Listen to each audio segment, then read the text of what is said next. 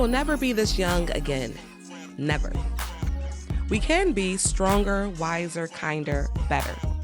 Yeah, we're getting better. Too Old is for everyone who thinks they're too old to start over. Everyone who has gripped their balls and done it anyway. Everyone who takes risk. Everyone who was scared. Everyone living their best lives. And everyone who is tired of letting life pass them by. Too Old is for you. And today, we have Wintress Zion on the show. Visual artist, filmmaker, designer, native Houstonian, H-Town down, right? No way. Y'all know I love the written word. It's my life's work. So we'll start with a snippet from a blog I wrote. Then I'll kick it to you and see what resonated with you. Okay. All righty. Does God love Houston? After 3 major natural disasters and power outages in 3 months, I'm starting to wonder. The city has a slogan, Houston Strong, which is supposed to comfort you during hurricane season, church shootings, road rage, and another failed NBA season. Nah, nigga, that's Houston wrong. I'm starting to think I should move to Alaska. Psych, of course. Well, as a Houstonian, You want to cuss me the fuck out. Houston strong, okay? There's no place like Houston. I think that we own that. When we say Houston strong, is because nothing can break us. When the test of times, we're back against the wall. I think that not only did we show the world how we band together and how much we believe in community, I think we now have kind of like locked in whenever there's need. So Houston strong, H-Town down. All right. And what part of Houston are you from? I am from the south side. Okay. I want to be specific. Yellowstone area, okay, and Mo City. I'm like a hybrid of the both, a combination. Okay. You can tell me shit when I learn. Like, I don't know all of Mo City, Don, but I know like the first 16 bars. How long have you been here? I've been here for 7 years. You have to learn it. The entire thing? You have to. Oh. You got to. This is escalating. Yeah. I thought I was going to get a congratulatory pat. Like, I am, but it was if you had said maybe like 2.5 years. Okay. 7 bars. Got it. That's right. You gotta learn it. Okay. All right. So that's a challenge. It's a spiritual chant, if you will. Learning all the words, and being amongst community when you know all the words. And when that shit drop, you know. Yeah. You know. That's the real thing. Yeah, Do you mind if I ask how young are you? I love how you phrase that. Yes. I'm 37. Okay. I actually just turned 37 in February. Okay, that's right, Aquarius baby. Yes, That's right. Yes. I like when people smile when they say that. Yes.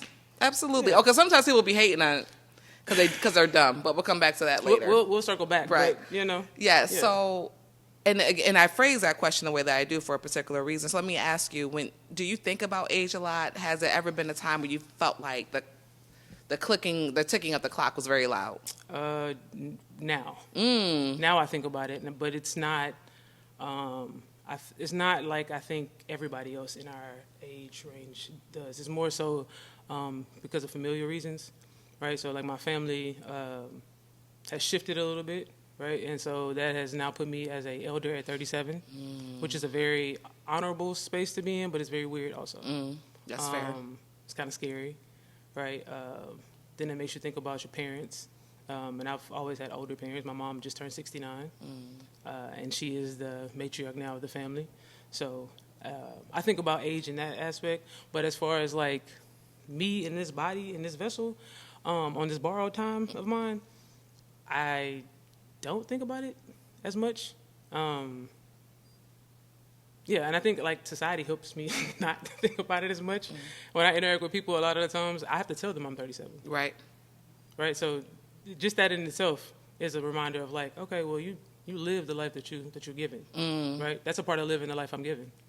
If I don't look and appear to be 37, then why would I walk around and think about how old I am? Right. I also watch my mother again at 69. If anybody has been watching my social media lately, I've been filming her.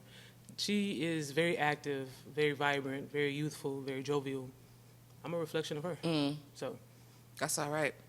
So if you filming your mother, in all the different, because I could have put some more hyphens in there, including jewelry maker, right? Yeah, right. So, what projects are you working on that you're like the most excited about right now?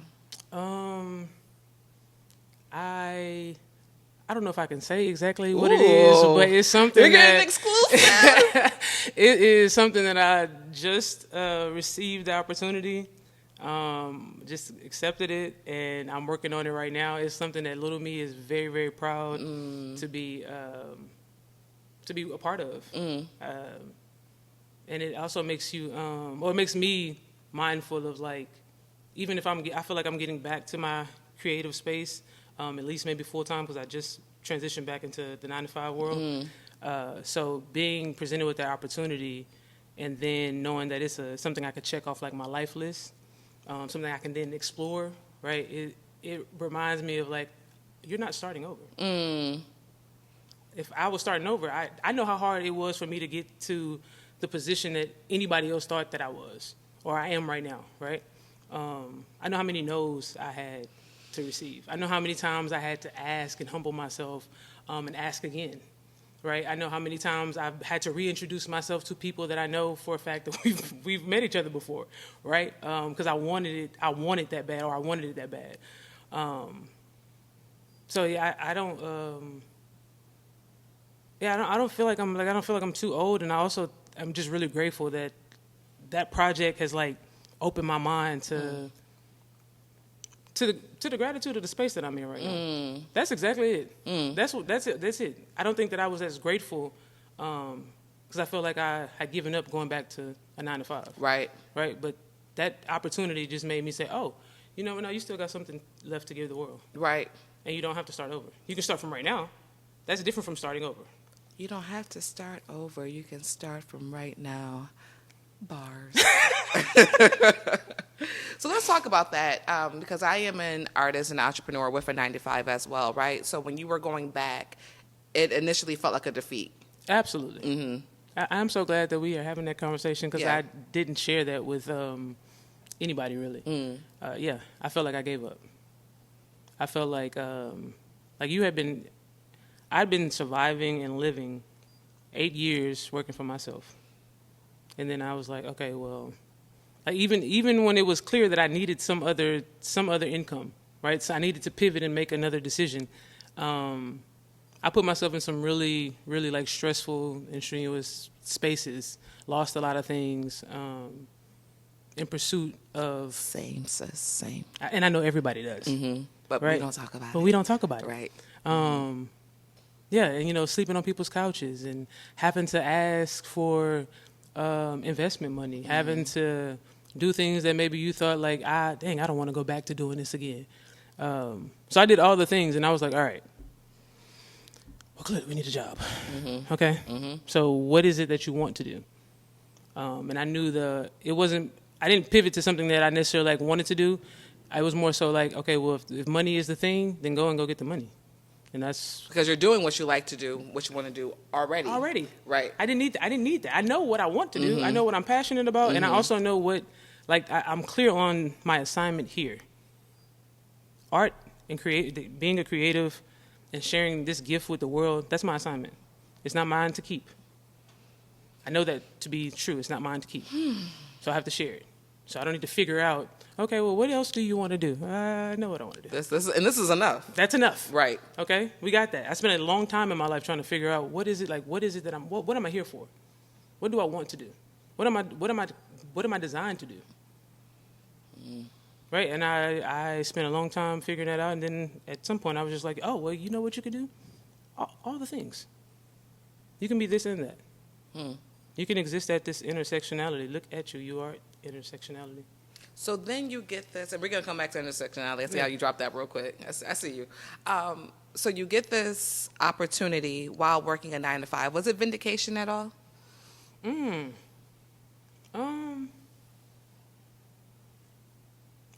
It felt like freedom. It felt like freedom. Yeah. I asked that question because sometimes it seems kind of tiered.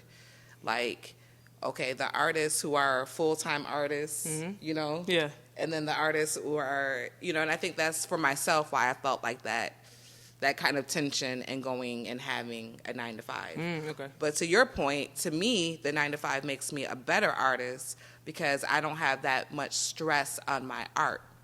You know, Yeah, okay. Yeah, because there's sacrifices you have to make, and those sacrifices are romanticized in the starving artist trope, right? Yeah. But then there's also, okay, now you sucking dick in the beltway, not literally, but if you taking these little small gigs because I need lunch.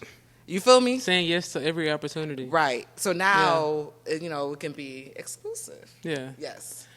See, for me, I heard everybody say that and encourage me with exactly almost verbatim with what you said. It'll give you... Them niggas bit from me. Yeah, anyway, I'm sorry. I mean, they got it from somewhere, But everybody said pretty much that. And I was like, yeah, no, it's not. Do you see how I was like, maybe you don't see exactly what I'm doing because there's no way that I could work and do this at the same time. I knew that I physically couldn't give what I was giving to my creation if I had the 9 to 5 that I have. That's why I've been back and forth to Houston for the last like 2.5 years because it's been, a challenge. So yeah. I knew that wasn't the thing. It's been, I think that what the lesson, the lesson is managing, being able to manage it. Do you still want it? This is not the first time that I've had a very demanding job, right? I started in oil and gas when I started 8 years ago. I was in oil and gas at a very demanding job, 12 hours. I figured out a way to create a clothing line in those 12 hours. If you would have asked anybody when I was working there, I dedicated more than those 12 hours because I was there almost like 24 hours. And I still figured out a way. So now that I'm here, okay, we'll just figure out a way. You have more tools, Yeah. And it makes you more selective because you have limited amount of time. Yeah. When I was doing art full time, then it's like, I'll get to that project. I could procrastinate. Yeah. Now when you have a 9 to 5, it's like, no, bitch, you got 4 hours to bust all these things down. Strategy is really important now. Right. Yeah. Yeah. So that's why I said you don't have to knowing that, right? I don't have to start from the beginning. I got to start from right now. Where did you These lose? are all the things I've gained and learned. Yeah. Right. You don't lose the strategy, right? Like once you know that you can do a thing. Yeah. Do you forget how to do the thing? Once you learn how to ride a bike, you know how to ride a bike. Yeah, period. When people say, I forgot how to ride it, get back on. It's motor, what is it? Muscle memory. Right? You don't forget how to do the thing. Okay, well, go back to how you learn how to do the thing. Do you still hoop? I haven't picked up a basketball. Well, actually, I have picked up a basketball, but I don't play. Okay. That's something that, that's funny that you asked me that because now that little me, yeah. Right. Like I know that I can do the thing. I was like, I have a basketball. I went and just bought one randomly, and I was like, I got to start playing again. Yeah. Like this was more than just like, I want to put on a jersey and I want to win or I'm competitive. Basketball created a space for me. It created things that I use today, skills that I use today. I have friendships, or I wouldn't even say friendships. I feel like people that I played ball with growing up, we're sisters. Right. When I see them today, 20 years later, we greet like, we're still those same little kids that were in recreational sports or, we played for school or whatever. So, but yeah, I want to get back to it though. It's a beautiful culture. That's why I asked. It yeah. is. One of the things that have always impressed me beyond your multi-hyphenated status, and it's one thing to be hyphen, but you do all these things to a level of excellence, is the fact that you're self-taught. So what made you pick up the paintbrush? How did you get the respect? And because the art world can be a bit snooty, right? How did you navigate that? I'm still navigating it, right? I'm an emerging artist, so I'm still navigating, and I feel like I'll forever be navigating the art world. Painting started with a group of friends in my apartment. I was watching actually them paint. Right, I could draw. I've always been able to draw. I've drawn on tables and walls as a kid. So I made birthday cards for my grandmother and my mother all the time. So they were at my house and they were painting, and I'm just sitting there watching them paint. And I was like, I could do that. And so the next time that we had like a little painting session, I said, I'm gonna buy canvas, and I started painting. And I was like, oh, okay, maybe we on to something. Painted some more. I was like, oh, okay, maybe we on to something. Painted so much that one day I just decided to, I used to go to this place, not a place, but it's a art show called Heart and Soul that Kevin Anderson hosts here. He's been hosting it for forever. All things creative, spoken word. There's singers, visual artists. Like it's a wonderful place for people to express themselves. Used to go there often. One day, I'm not really sure how. I gifted him a painting, and when I gifted him the painting, he was like, "You know what? Do you have more of these?" And I was like, "Yeah and no." He's like, "Well, you're gonna have a pop up here. Like you're gonna be a vendor." And I was like, "Oh no, I'm not ready." He's like, "No, yeah, you are." Shout out to Kevin for Right? pushing. No, yeah, shout out to Kevin. And so that started it, and I was like, that I have something there. Walked away from it for a little while. Life shifted a little bit. What got me back into it again? I think I have to give credit maybe to one, like I said, life shifted, and I think life shifted. My grandmother was transitioned. This was during COVID, so I started taking all of that and putting it into canvas. Actually, it wasn't even canvas. I lied. It was a foam board from the dollar store. That's what I actually started on. Foam board from the dollar store, because I'm not really sure. Probably funds. Yeah. Right. So, foam board from the dollar store. She had a pop up. Yeah, she had a pop up, and she was like, "Friend, just why don't you just bring your work and just set up at the table with me?" And I was like, "What you mean, just set up at the table with you?"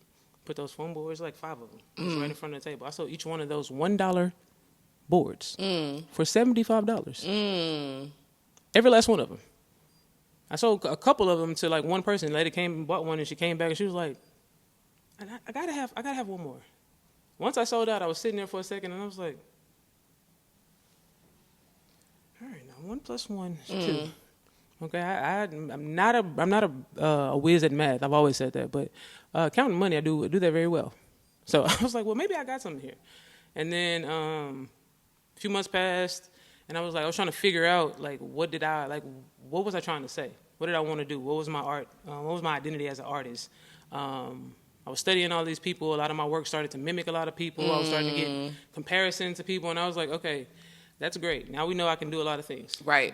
And I respect everybody's work, and I also respect the connection with people to the work, right? Because I'm figuring it out. I know it didn't look like that, but I was just figuring it out. So, I had that journey to... You're like, nah, we not doing that. Nah.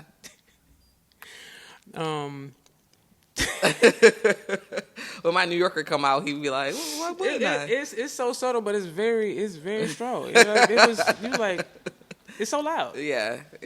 What part of New York you from again? I'm from upstate Rochester. Is that the mud, like they say? Is it the mud? Because that was really strong. Like, right. you made me want to sit up, get myself together. I've learned in these 7 years to mellow it out. Oh, that was mellow. Yes, that was mellow. Shout out to you. Thank you. Thank you. Yeah. I like to think that I speak black women very well, and that was like. Did you hear what tight lip talk? Yeah, we don't know motherfuckers do all them shit. Open no doors around here. We don't work here. Yeah. I respect that. That's how I know I'm safe with you. Yes, absolutely. Yeah. Safe to be yourself. Mm-hmm. So you mentioned intersectionality earlier. Can we peel back the onion on that? Oh, yeah. I mean, don't we all live at the cusp? Absolutely. Right? It doesn't matter of what the sections are, right? Right. There's but I think like if you embrace that, it's like a superpower. Right?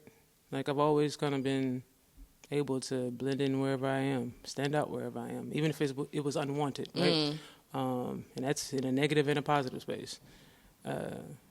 So I've learned to embrace like the intersectionality of like where entrepreneur meets full-time working person, right? Where a filmmaker meets creative designer. Where maybe all these things come at a point, learning how to pivot, learning like what's your strengths, learning when to dial back. I think, like I said, if you embrace intersectionality or recognize it at least, then it's like a superpower. Yeah, because like especially like in the industry that I work in, one of the industries I work in. All of the industries I work in. Yeah, Right. I'm like really one of none. Oftentimes, very rural areas, right? We're very vocal people, very loud, vocal people. So yeah, learning how to pivot is very important. And like I said, I empower that intersectionality whenever I'm out in them spaces. Yeah, it keeps me safe, for one, and open.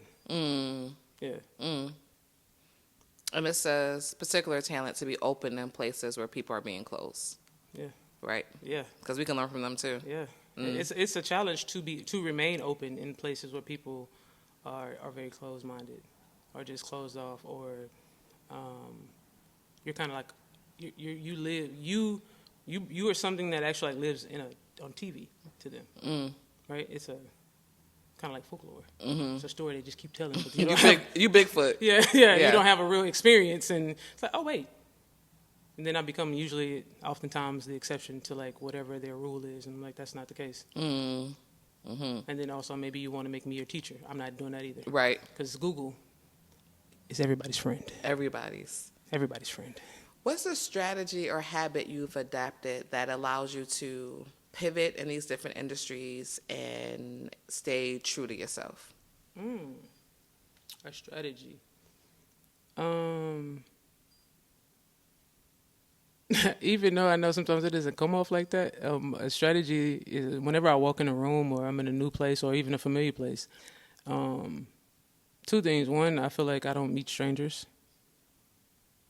I deal with high anxiety, so that kind of helps me whenever I walk into a room, right? Like I can kind of dial back some of the noise, and maybe have some of these conversations like in the art space, right? Sometimes art space, there are different type of environments, right? You know, we went to one that felt like a homecoming before, right? Homegoing or like a family reunion, right? I've also been in places where it doesn't feel like that.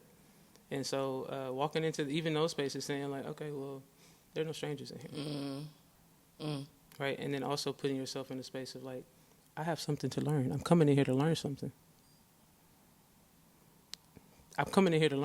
Even if that's my job, I'm coming in here to learn something.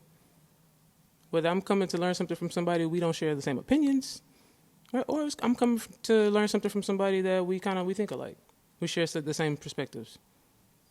But regardless, I'm I'm leaving here with something. That is my favorite. Right. I'm leaving here with something. I approach my work like that too, though. Yeah. Right? Yeah. Okay, what am I trying to say? I don't know anything. Right? So I know nothing. I'm here to learn something.